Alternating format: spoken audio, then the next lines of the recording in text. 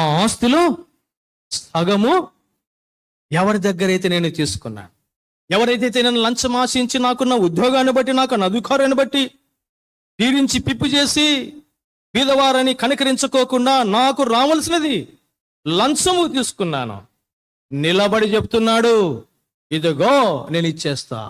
అంటే నిలబడుట దేనికి సాదృశ్యం అంటే అందరి ఎదుట సాక్ష్యం చెప్తా ఉన్నాడు. ఒకప్పుడు నేను లంచగొండిని, ఒకప్పుడు నేను ఈ వ్యక్తి దగ్గర ఇంత డబ్బు వసూలు చేసిన అన్యాయంగా.